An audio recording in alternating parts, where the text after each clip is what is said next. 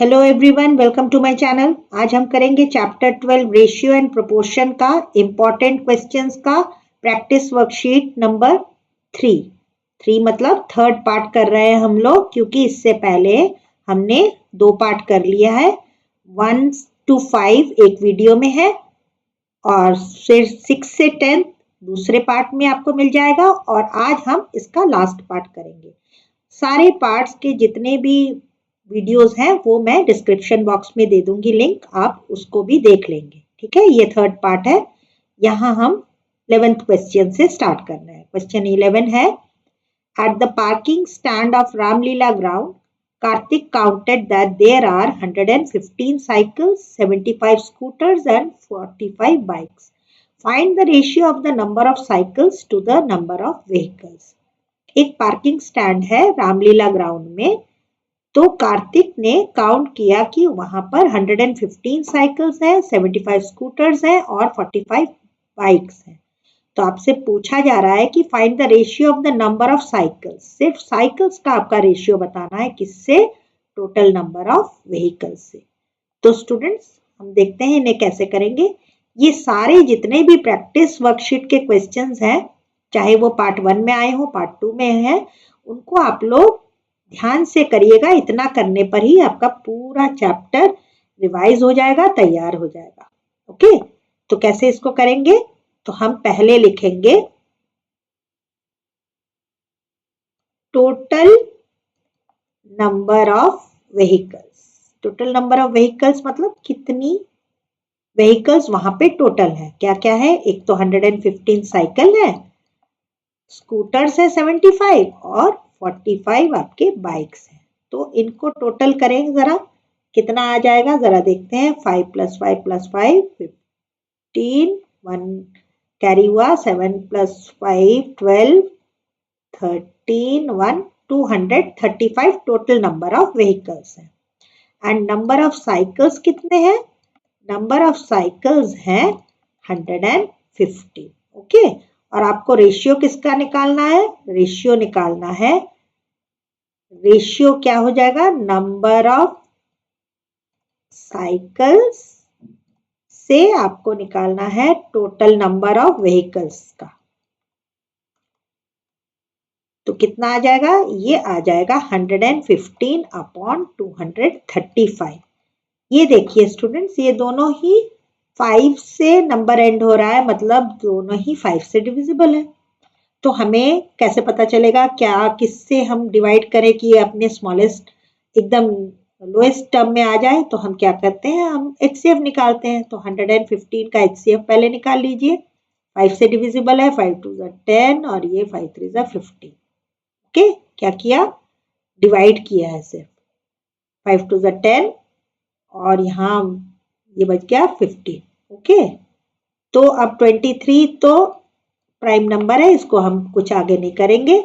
दूसरा है 235, तो ये भी 5 से डिविजिबल है। 5 4 20 और यहाँ बच गया 3 20 और ये 3 बच गया, 7 5 35। ओके, अब 5 9 45, 3 3 9 और ये खत्म हो गया। तो हमको कॉमन क्या मिला? सिर्फ 5 मिला, मतलब HCF इज 5। ओके, तो आंसर क्या हो जाएगा? 115 डिवाइडेड बाई 235 डिवाइडेड बाई 5 करेंगे, क्योंकि हमको HCF सिर्फ 5 ही तो मिला और तो कुछ कॉमन नहीं है। तो 115 डिवाइडेड बाई 5 कितना आया था? वो आया था 23। और यहाँ पे कितना आएगा? 235 डिवाइडेड बाई 5। दोबारा आपको डिवाइड करने की जरूरत नहीं है। आपका क्या आंसर रहेगा? 235 डिवाइडेड बाई 5 आया था आपका 45। तो आपका रेशियो क्या बनेगा? रेशियो आ जाएगा 23:45 के रेशियो में number of cycles to the total number of vehicles है। ओके, चलिए अब हम और एक तरह के क्वेश्चन कर लेते हैं।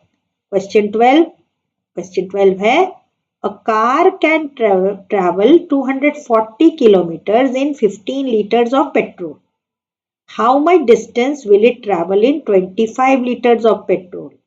क्वेश्चन क्या है कि एक कार है जो कि 240 किलोमीटर तक चल सकती है, कितने पेट्रोल से? 15 लीटर पेट्रोल से।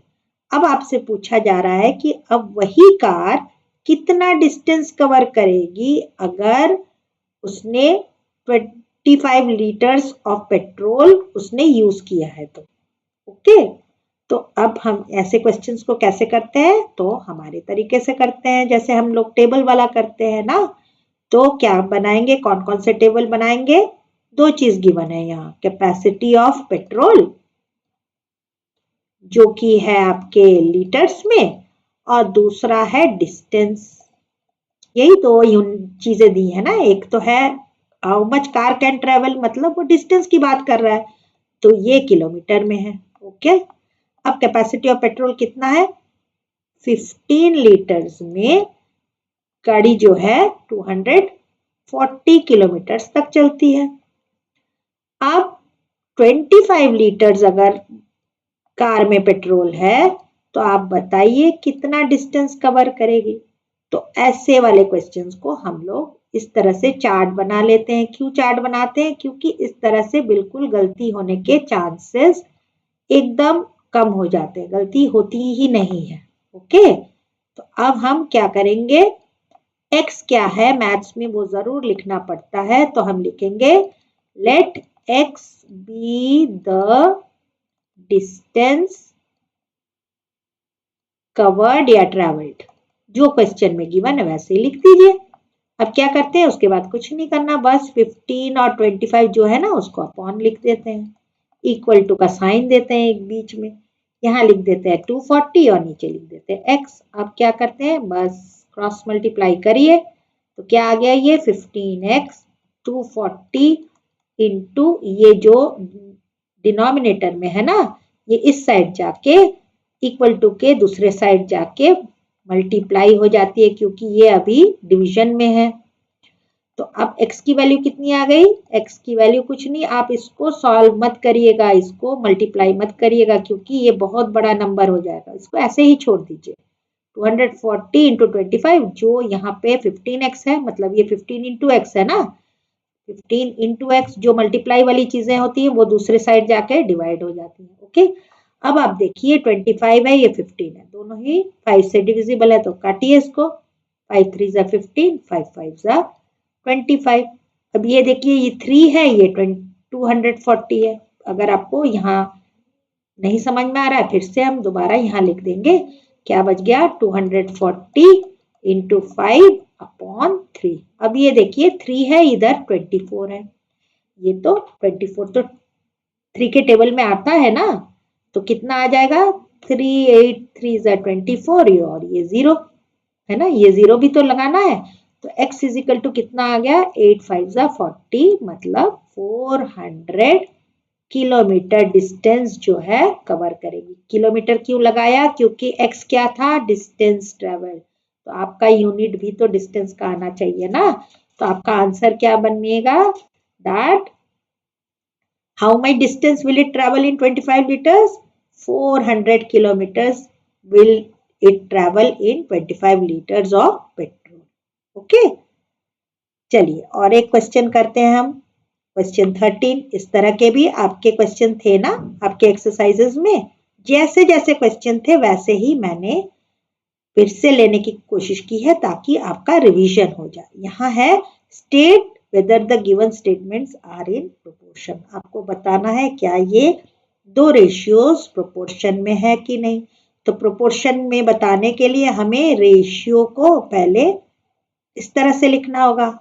5:7 को लिखेंगे 5 अपॉन, अच्छा 5:7.5 है, तो 5 अपॉन 7.5 इसको लिखेंगे, और ये है 7.50 upon 5।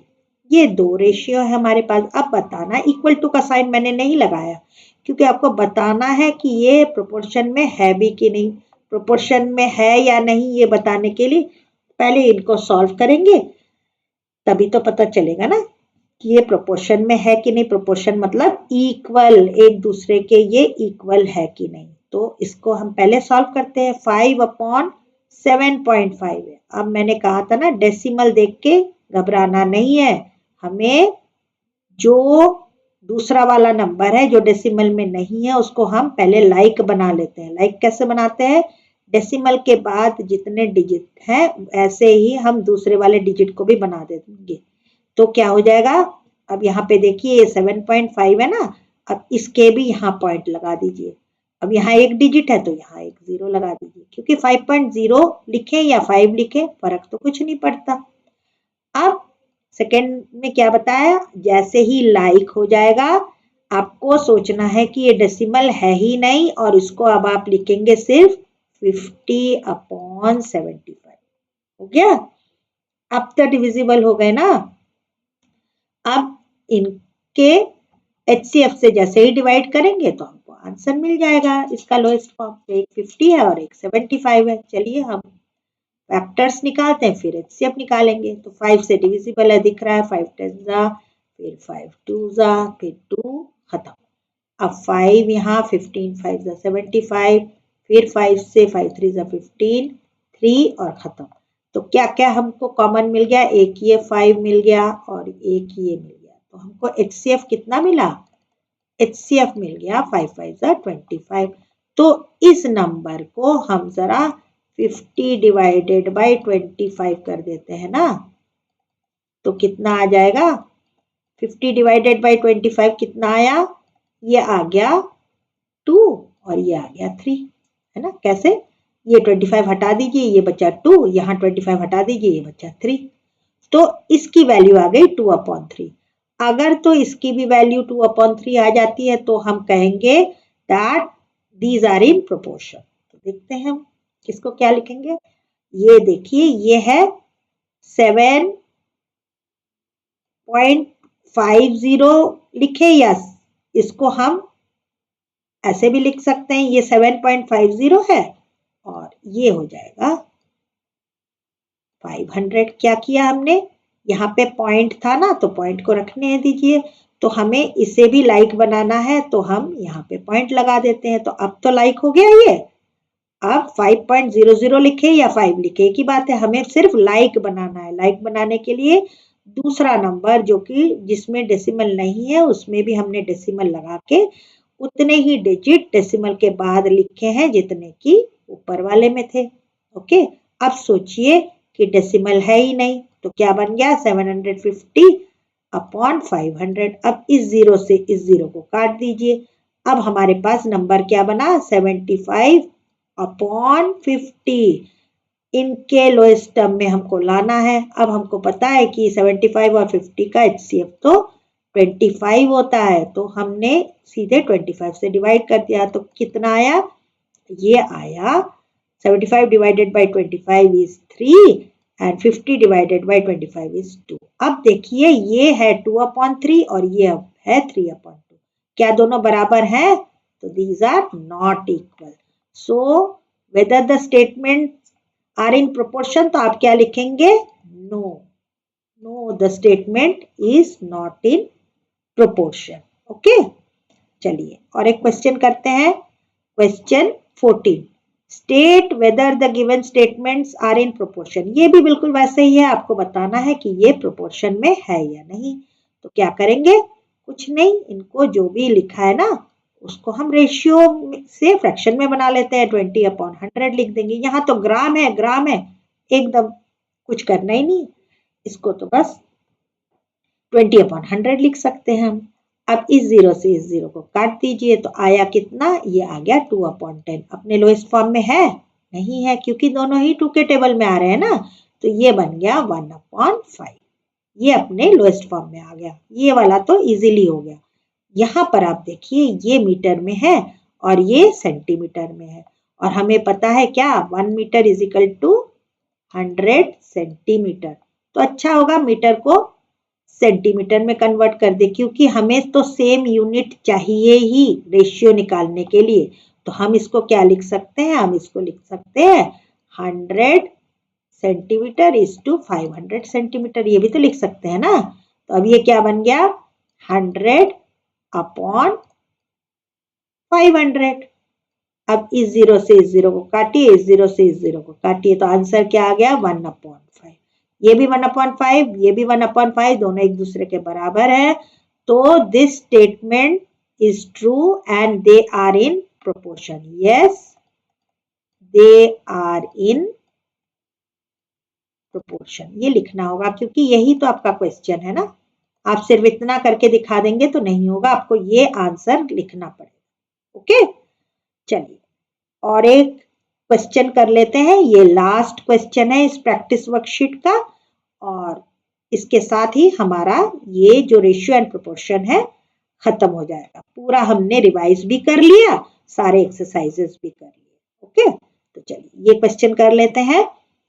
A scooter travels 120 km in 3 hours and a train travels 120 km in 2 hours. Find the ratio of their speeds. एक स्कूटर है वो 120 किलोमीटर चलती है कितने घंटे में? 3 घंटे में। और एक ट्रेन है वो भी 120 किलोमीटर चलती है लेकिन 2 आवर्स में, 2 घंटे में। आपको इनके रेशियो ऑफ स्पीड बताना है। अब आप कहेंगे कि मैम यहाँ पे तो डिस्टेंस है, आवर है, स्पीड कैसे बताएं? तो इसके लिए मैंने आपको एक हिंट दे रखा है। हिंट क्या? ये आपने अभी आपके साइंस में पढ़ लिया होगा कि speed is equal to distance travelled upon time taken. Speed क्या होती है किसी गाड़ी की?